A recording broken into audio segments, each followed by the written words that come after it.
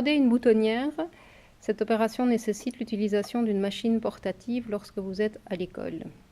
Pour ce faire, la Bernina 1008 par exemple est une machine semi-automatique. Posez la bobine sur la broche à bobine. Passez dans le guide-fil. Ensuite, entre les disques de tension. Descendre au prochain guide-fil. Remonter au releveur de fil.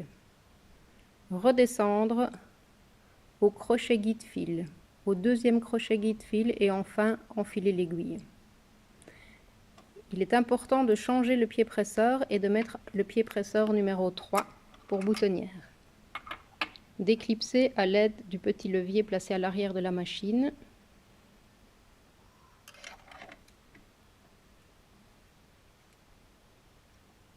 Le pied presseur numéro 3 présente 2 encoches correspondant aux 2 lèvres de pince. Enfilez le boîtier de la machine. Si ce boîtier dispose d'une petite perforation au niveau du doigt, il est utile de l'enfiler de manière à ce que le bourdon soit mieux bombé.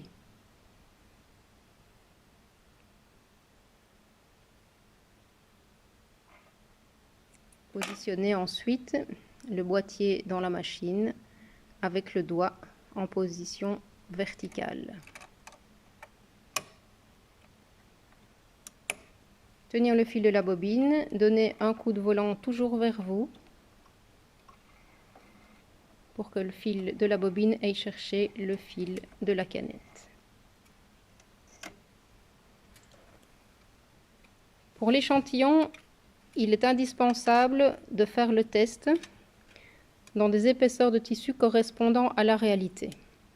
Si par exemple vous brodez une boutonnière à travers 3 couches de tissu, par exemple vous avez une parmenture double remplie, il est important de réaliser le même rempli dans votre échantillon.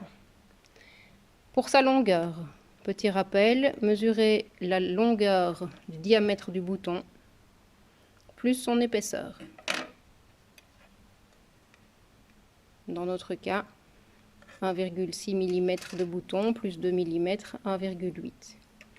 Indiquez sur votre échantillon le début et la fin de la boutonnière, soit au marqueur magique, en sachant que les traces disparaîtront lors du repassage, ou à défaut, avec une craie tailleur.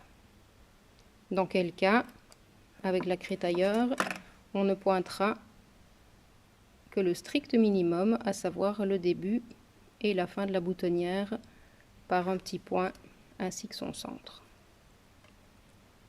Au niveau du réglage de la machine, réglez la longueur du point, quasi sur 0.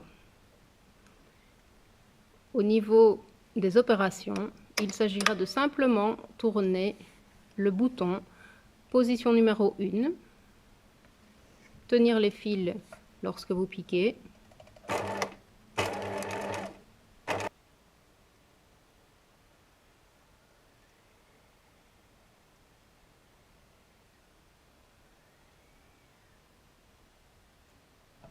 toujours relever l'aiguille avant de changer le numéro. Passer sur l'opération numéro 2. La machine recule, aiguille en l'air, changer, numéro 3. Broder 3-4 points d'arrêt, changer de numéro lorsque l'aiguille est en l'air.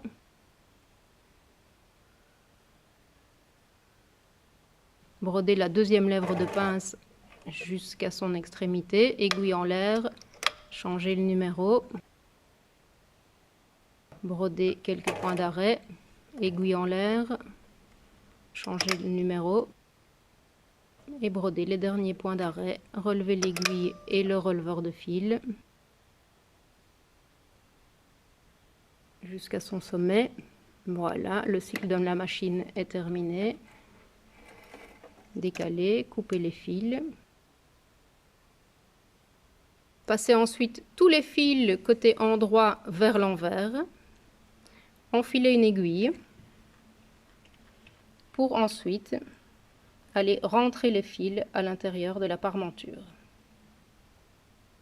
Pour ouvrir la boutonnière, Par sécurité, placez une aiguille à la fin de la boutonnière.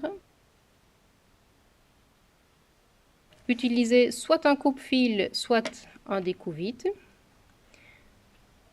Dans les deux cas, percez au centre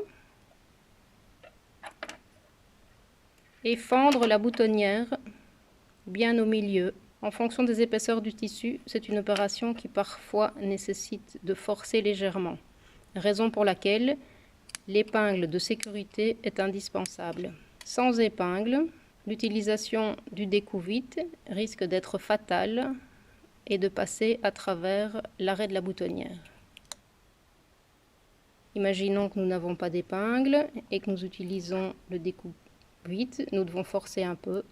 Que se passe-t-il? À un moment donné, on risque de passer à travers et de déchirer le vêtement.